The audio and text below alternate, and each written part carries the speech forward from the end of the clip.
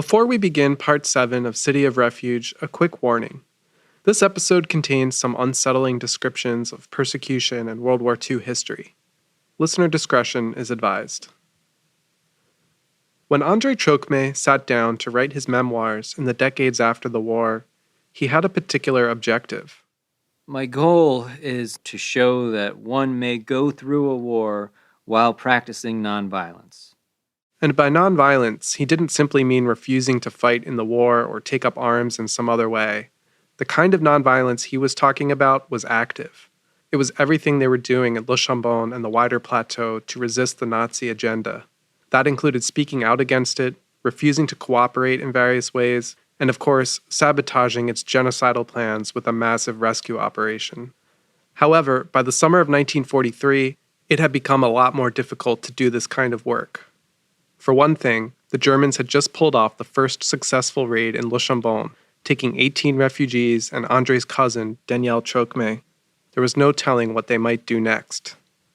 Making matters more complicated was the rising number of armed resistance fighters on the plateau. Their presence put even more of a target on the area, not just for raids, but for actual violent reprisal. The Germans had the ability to wipe out whole villages if they wanted, and that was especially bad given that more refugees were living there than ever before. This whole situation really troubled André.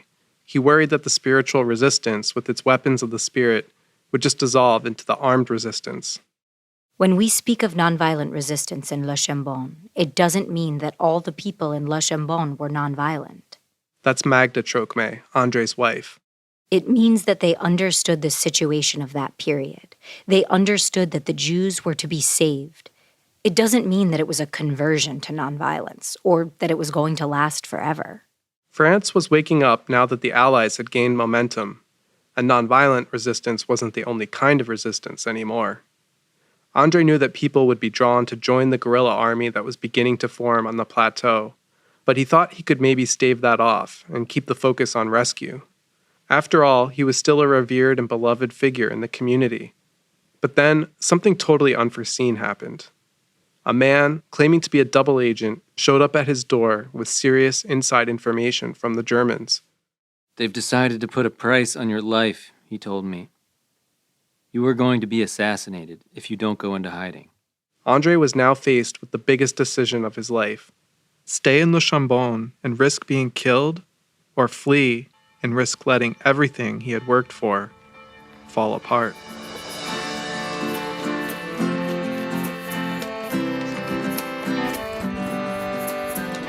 From Waging Nonviolence, I'm your host, Brian Farrell, and this is City of Refuge.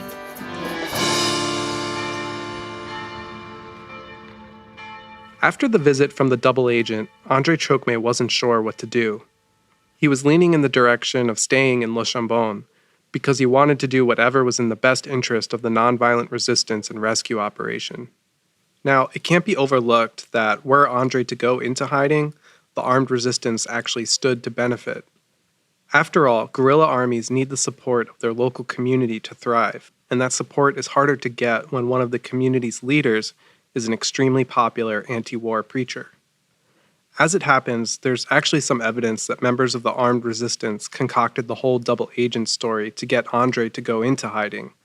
The evidence is a bit confusing and at times contradictory, so it's hard to know what to make of it. Nevertheless, it seems the double agent, real or not, had limited bearing on André's decision. It wasn't until an official from the Protestant church came to pay him a visit that he began to actually consider going into hiding. They had gotten wind of the potential assassination plot and were worried not only about André's safety, but what kind of havoc his murder might lead to on the plateau. So the official asked André rather bluntly what good he would be doing anyone by becoming a martyr. I can serve as an example, I told him. I have preached nonviolent resistance. I should stick to my post until the end. The church official kept pressing, forcing André to picture not just himself getting killed, but his whole family. Then he asked something André had not yet considered. Do you really think your parishioners would stay nonviolent if that happened? No, I don't believe so, I replied. It suddenly seemed there was no good option for ensuring the continuance of nonviolence on the plateau. After mulling it over with Magda, André eventually, reluctantly, decided it was best that he go into hiding. So, in July of 1943, he obtained false papers and assumed a disguise. At the time, he thought it would only be a matter of weeks before he'd be able to return. The BBC was reporting that an Allied invasion would begin that summer, leading to liberation and the end of the war soon thereafter. But that timeline would end up being way off. Victory in Europe was still a good 10 months away. Meanwhile, André's co-pastor, Edouard Theiss, also saw fit to go into hiding. It's unclear whether, like André, he was pressured by the resistance or the church, but whatever the reason, it was likely for the best, because decades after the war, evidence of an actual Gestapo hit list was found, and André and Edouard were two of the names on it. The resistance didn't wait long to make its first big move on the plateau. Just weeks after the two pastors had gone into hiding, a couple of armed resistance men assassinated a Vichy inspector stationed in Le Chambon. The inspector had been living among the villagers for some time, and his job had essentially been to spy and report on them. The resistance obviously saw him as a traitor who had it coming, but at the same time, the assassination opened the village to reprisals. This was exactly what André had feared, a vicious cycle of deadly violence. Luckily, nothing serious came of it, as no one tried to figure out who had done the killing. Had the inspector been German instead of French, it would have been a different story entirely. Meanwhile, thanks to that forced labor law the occupying Germans had enacted, French resistance armies across the nation were beginning to grow in ranks. Many young Frenchmen would rather fight than be sent to work in a German factory. But this presented a problem. They needed food, clothing, and weapons. On the plateau, relief came in the form of money, smuggled in from Switzerland, as well as parachute drops from the British. Young people, like Catherine Cambesades, who was an older teenager at the time, was among those who helped distribute the goods. Everything was done in secret. You only knew your one step. Take this to such an address, and you'd get there. And usually there was a password, like my uncle sends his best. So then you are trusted to take something or other. Most of her smuggling work involved money, and she recalls making about 5 or 6 trips.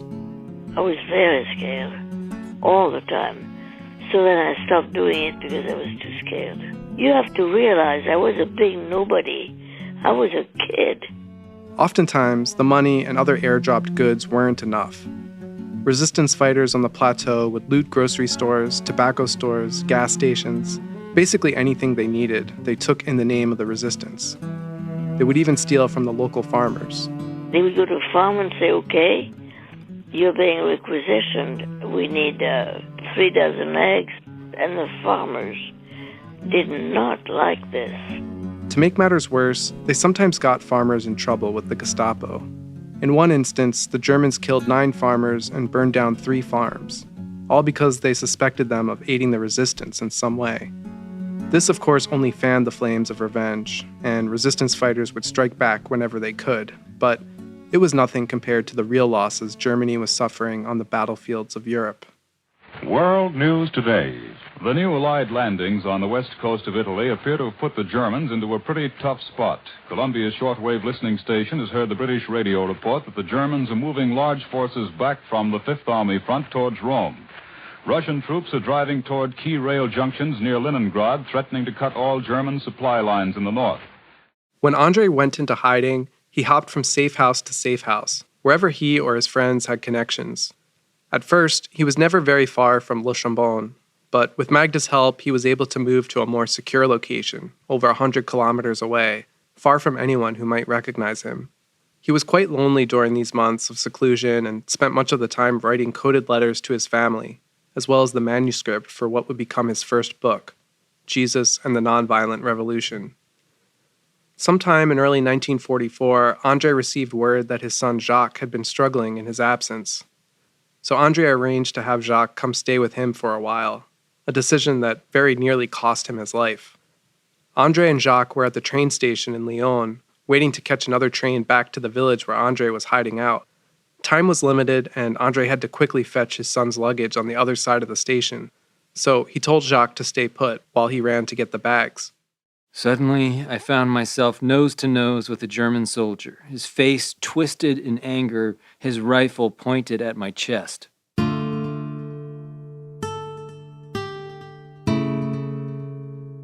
What André hadn't realized was that a raid was in process. Next thing he knew, he was inside a locked police van. Regaining my spirits bit by bit, I sat on the van's wooden bench and slowly started taking stock of the situation. His obvious first thought was that his cover had been blown, but then he began to realize they hadn't figured out who he was. Still, it was only going to be a matter of time before they did. His fake papers couldn't be counted on to hold up to intense German scrutiny. He needed to find a way out of this situation quickly if he had a hope of saving himself and his son. I signaled the German guard. Thank God I spoke German. He came closer and I said, "My son, a tall, blond, 12-year-old boy, is waiting for me to bring the luggage. He's at the top of the stairs in the railroad station. Could you please have someone get hold of him? I need to tell him where he should go because I've been arrested." The guard brought over his supervising officer, who asked André why he was running. "I was late and I ran to get the suitcase in a hurry so that we wouldn't miss the train. Here is the baggage check. You can verify it." The officer chastised him, saying, "We're conducting a roundup. Haven't you noticed the station is surrounded by troops?" André told him he legitimately hadn't noticed. The officer was skeptical, but told the guard to escort André into the station to find his son and bring them both back. He did not mince words, saying, "If you try to fool the German police, your number is up." I was allowed out of the van and the guard stuck the tip of his rifle between my shoulders. I walked like a robot toward the front of the station, praying that Jacques would still be there. He was, and he signaled to me with great relief. André explained to Jacques that he had been arrested by the Germans and that they needed to go talk to the police officer. Jacques was as terrified as a child could possibly be. We walked back to the officer.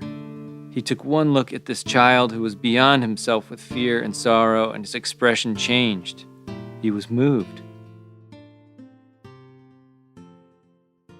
The officer told André he was no longer under arrest. Still, he and Jacques would have to go through a security check. The guard was instructed to stay with them while they waited in line. At a distance, we saw an officer sitting at a small table. He examined each document for a long time, checking the names against the register of suspects and comparing their faces with a collection of photographs of wanted persons. André realized there was no way they would make it through this security check.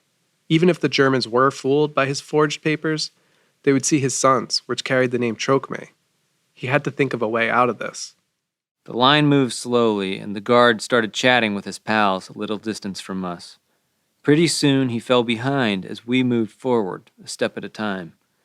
I said to myself, if I can only make it to that concrete pillar between me and the guard. Behind the pillar, there was an exit that arriving passengers used to get out onto the street. Jacques, do exactly what I do, and slowly, without running, get ready. Just for an instant, the guard stopped looking at us. I got out of line and walked only 5 steps, but it was enough to put me behind the pillar, out of the view of the guard. Jacques followed me, and there was no reaction from the soldiers. I said to Jacques, "Let's go out of the station slowly with a group of travelers." And that is what we did, slowly, calmly, with the other people who got off the trains. Fortunately, the Germans were only checking departing passengers, so it was the perfect escape. They hopped a streetcar, and since it was Sunday, went straight to church. I picked up a hymnal and I sang as I have never sung any time in my life. I had been very close to death. I had even accepted death, but I was free. The only time perhaps in the history of the Gestapo that a prisoner, already locked up in a police van, got out without being questioned once or ordered to produce his papers. André and Jacques stayed with a friend in Lyon that night. Then, the next day, after scouting out the train station to see that the roundup had ended, they caught their train and spent the next several weeks together. It was one of the happiest times during the war for André, as he got to bond with his son in a way that time normally never allowed. Some years after the war, André found out just how close he had been to capture and certain death that day. Someone with access to the Gestapo's records in Lyon told him that the Germans had figured out who he was after realizing he had escaped the train station. They also punished the officer who had let him go. This news, perhaps not surprisingly at this point, really bothered André. He hated that he might be the cause of someone's suffering, even a Nazi. I hope that my kind, distracted liberator did not die on the Russian front. He did not deserve that.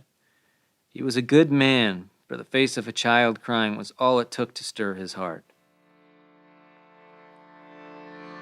Just a quick break in the story to tell you that Waging Nonviolence, the publication behind this podcast, is in the middle of its annual holiday fundraising drive. We need to raise $20,000 by the end of the year to ensure we can continue to bring you quality storytelling about movements for justice and peace. This series is just one example of our work. Over the course of a year, we'll publish sometimes hundreds of stories from around the world. In fact, over our 10-year history, we've published original on-the-ground reporting from more than 80 different countries, including places like Guatemala, Uganda, and Syria, where stories of nonviolent resistance rarely get the attention of mainstream media. So, if you've been enjoying this series, or any of the work that we do, please head over to wagingnonviolence.org/support and become a sustaining member. When you join at just the $3 per month level, you are entitled to a gift of your choice. We have some really great books on offer, some of which you've heard me talk about in previous episodes. And if you join at the $5 per month level, you can get our brand new Waging Nonviolence t-shirt or tote bag, which has a really cool design that features 24 different movement icons and logos. Again, just go to wagingnonviolence.org/support, and you can see all the gifts and our easy-to-use sign-up form. If you prefer, you can even make a one-time donation. Whatever you're able to give will be a big help. So, much thanks, and now, back to the story. Daniel Trocmé wrote to his parents from a concentration camp in northern France in September of 1943. Patrick Henry's book, We Only Know Men, offers a close examination of these letters, which he obtained from Daniel's family.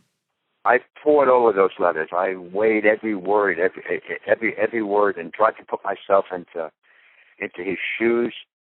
One of the things Pat observed was how determined Daniel was to make his parents understand that he hadn't rejected their values. He wanted them to know that he really wasn't a rebellious son. In fact, he saw his work as an extension of what his parents wanted of him, which was to be a teacher. The only difference was he didn't want to educate the wealthy. He felt he was a privileged person, and he wanted to work with people who were not as privileged. Perhaps it helped his parents understand better when he asked them to relay a message to the refugee children he had left behind 2 months earlier. Here now is an actor reading what he wrote. Dear children, big and small, I think that this separation actually brings us together because now I understand a little better the adventures that so many of your parents have had. We will thus have many memories in common. Then, in closing, Danielle said, One of the most beautiful joys that I promise myself is seeing you again. I will not leave you as long as it is in my power. You can be sure of that. He continued to think that those children were his children, that he had a family. In December, as the holidays approached, Danielle wrote to his parents again.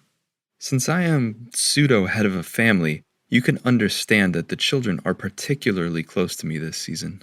As Christmas presents, please have 1,500 francs of my money distributed equally among them. Around the time of that letter, Danielle was deported to Germany, where he spent time in 2 different concentration camps. In the spring of 1944, he was sent to the Polish extermination camp, Majdanek. By this time, an old heart condition had reared up. It was related to having had rheumatic fever as a child. His friends in the camp tried to take care of him. He was thin, weak, very sick. His heart was obviously failing him. He had difficulty breathing. He was in bad shape when they put him in the gas chamber. It was April 2nd, 1944, and Daniel was only 32 years old. His family didn't find out what had happened until after the war. At first, André came to feel that it was his fault, since he was the one who brought Danielle to Le Chambon. But then he received a letter from Danielle's parents. They write to him and they say, you know the religious uncertainties of our son who was still trying to find himself. In giving his life, he found what he was looking for.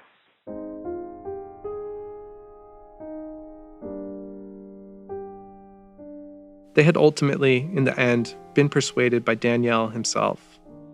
They they just became, I think, more and more proud of their son and what he did. Despite the tragedy, there's no indication that Daniel ever regretted his decision.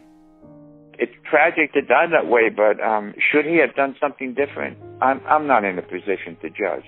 Was his behavior consistent with his principles? Yes, it was.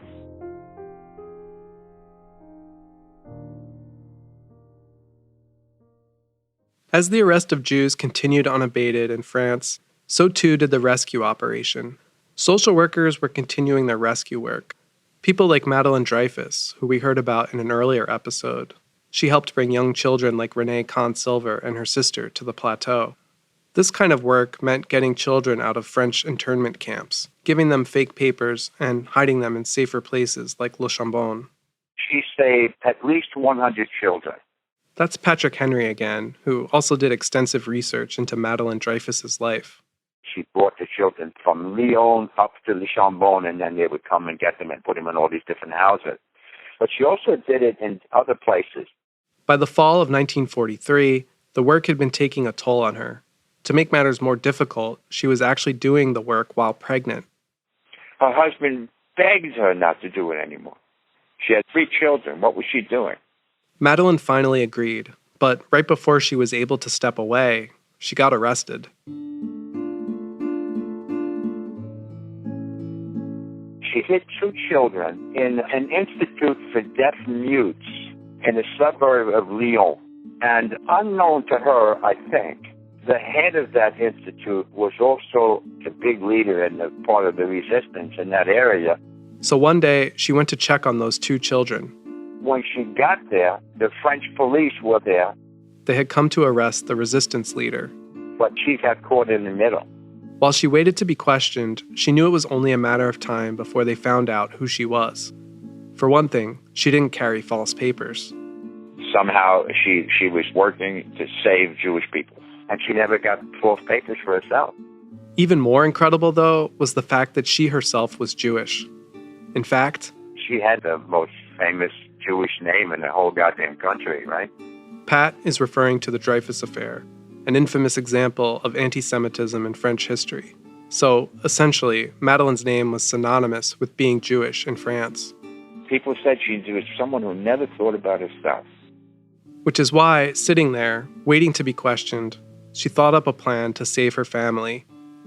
She asked if she could call home, just to let her husband know that she wouldn't be home in time to feed their newborn. The police acquiesced. So what she did was she called and left a message like, I'm not going to be here, because I just got arrested, so that anybody at her home would get out, which they did. Her husband headed straight to the plateau with their 3 children. Meanwhile, Madeleine was finally brought before a Gestapo agent. And the guy looks at her papers and sees Dreyfus, and he says, "You're a Jew." He then grabbed a pitcher of water and threw its contents all over her. She said, as if he was going to cleanse me of my Judaism. Her only response was to laugh in his face. And he said, "You won't be laughing when you get to the Russian front." Amazingly, they never found out about her rescue work. As soon as they found out she was Jewish, they wanted to get rid of her. And so she was sent to a French internment camp called Drancy. That's what the French refer to as the antechamber of Auschwitz. But as luck would have it, she knew the person in charge of registering people. This guy put her down as married to a prisoner of war. And at that point, they were giving special consideration to women who were married to men who were prisoners of war who had fought for France. This saved her from immediate death because those people weren't being deported right away. It also gave her time to continue trying to save her family.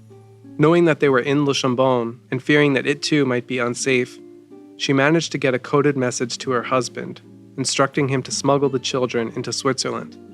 The message said the boys must stop eating ham, but in French, ham is pronounced jambon, and that, of course, sounds an awful lot like Chambon. And so the message worked. Madeleine's husband understood that he had to get the children out of Le Chambon and into Switzerland. Only a few months later, in May of 1944, she was deported to Bergen-Belsen concentration camp in Germany. Amazingly, the Germans still did not know about her rescue work.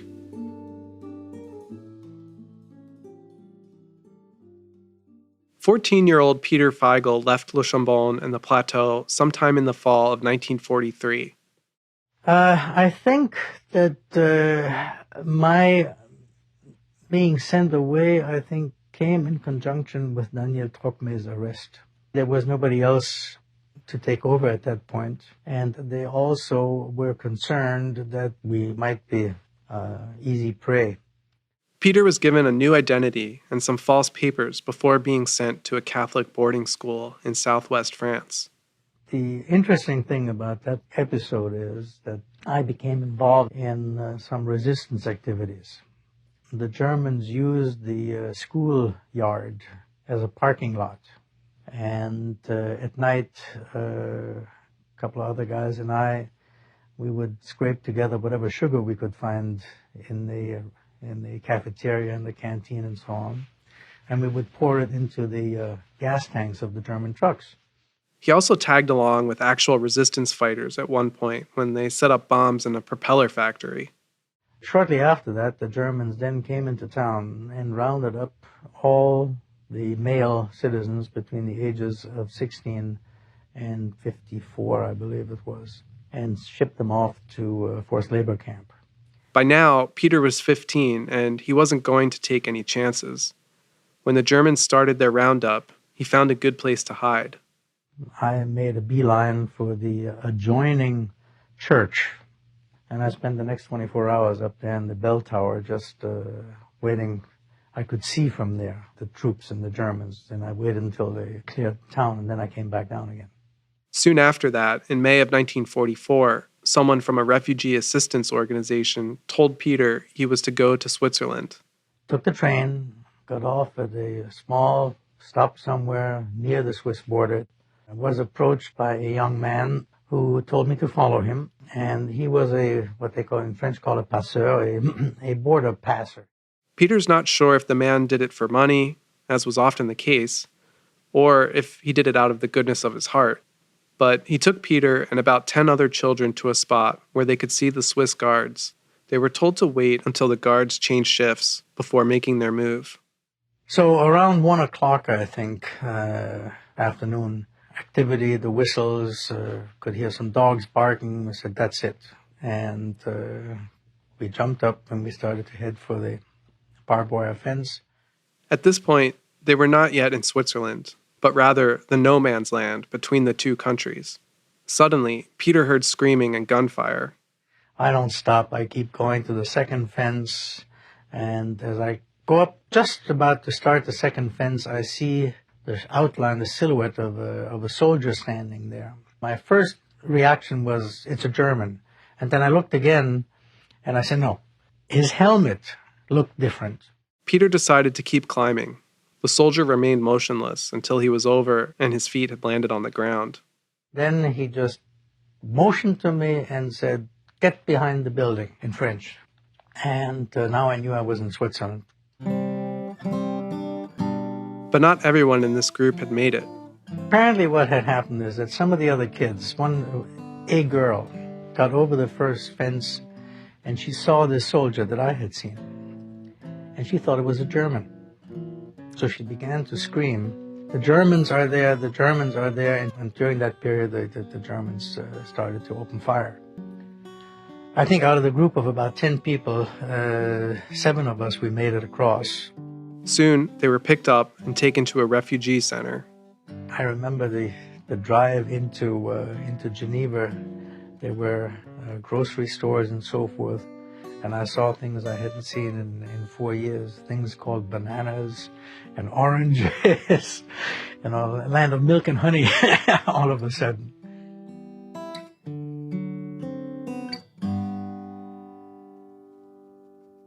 By the spring of 1944, getting children from the plateau into Switzerland was the ultimate aim of the rescue operation. At the forefront of this activity was the French Protestant organization La CIMAD. Run principally by women, the CIMAD began its work in the camps, alongside other aid groups mentioned earlier, like the Quakers, Ozay, and the Swiss Red Cross. But following the rise of deportations, the CIMAD organized a sort of underground railroad that enabled Jews to escape to Switzerland. Hundreds of Jewish people were able to escape. This is André again. And the more Jews who escaped, the better known it became, and more Jews arrived. While I was gone, Magda and others kept busy finding places for them to live on neighboring farms. Meanwhile, Edouard Theiss actually joined the CIMAD during his time in hiding, becoming one of the few men working with the CIMAD to guide refugees through the mountains and across the border. At one point, while in Switzerland, Edouard wrote a letter to his oldest daughter, Jean, in Pennsylvania. It was the first she had heard from him in quite some time, and there was a rather surprising bit of information he had to share.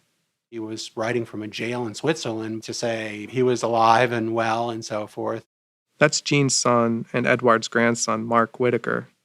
So she knew that he was in some danger, but she didn't know the details until after the war. Luckily, it was only a Swiss jail, and Edouard was soon released, just as bigger things were around the corner.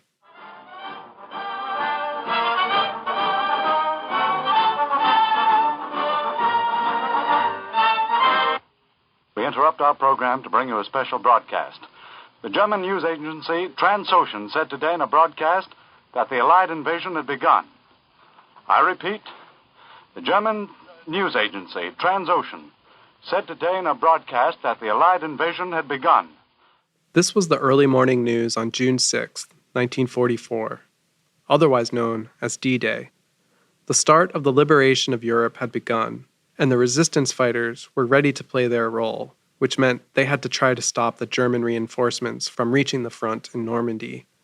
But on the plateau, things didn't quite go so smoothly or heroically.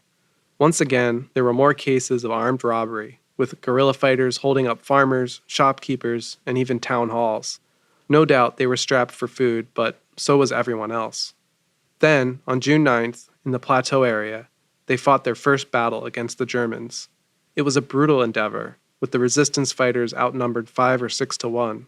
By the time they had been ordered to retreat 3 days later, the resistance had lost 260 men, with a further 160 wounded. What's more, there was no decisive winner, only the sense that the Germans were not done fighting. Still, a few days later, André felt safe enough to return from hiding. He had expected to only be gone a few weeks. By this point, it had been 10 months, and what he saw in Le Chambon was a different kind of village.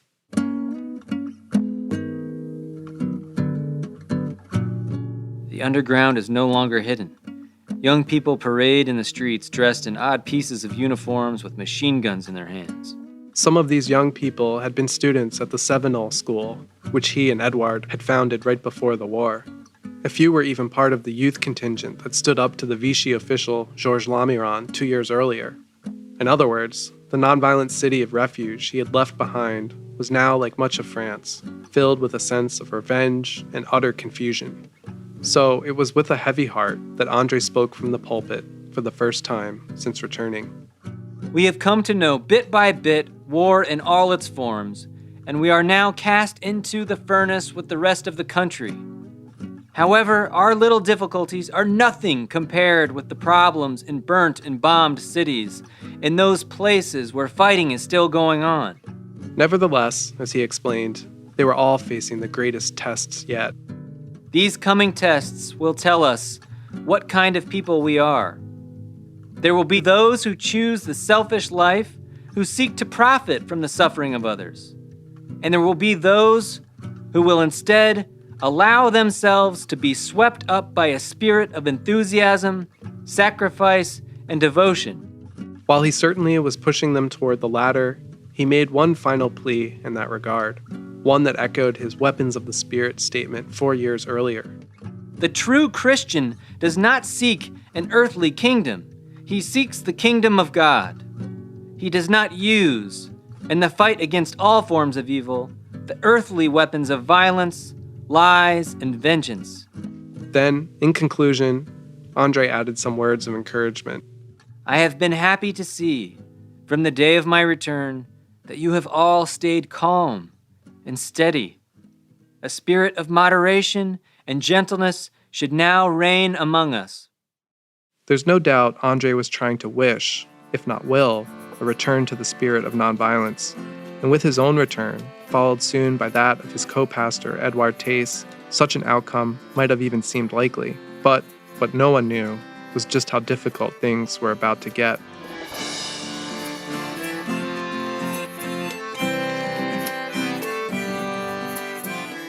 On the next episode, it was a beautiful sunny day, and here were the Alps in full sunshine, and I felt totally drained. It was not great, the war is over. We had lost everyone and everything. City of Refuge was written, edited, and produced by me, Brian Farrell. Magda and André Trocmé are performed by Ava Eisenson and Brian McCarthy. Our theme music and other original songs are by Will Travers, who also voiced Danielle Trocmé. We also heard music by Audionautics, Wal Matthews, Chris Zabriskie, and Kevin MacLeod. This episode was mixed by David Tatashore. Special thanks to the United States Holocaust Memorial Museum for the interview of Peter Feigl used in this episode. For more information, please go to our website, wagingnonviolence.org. There, you'll find a transcript, photos, a list of our sources, music used, and much more.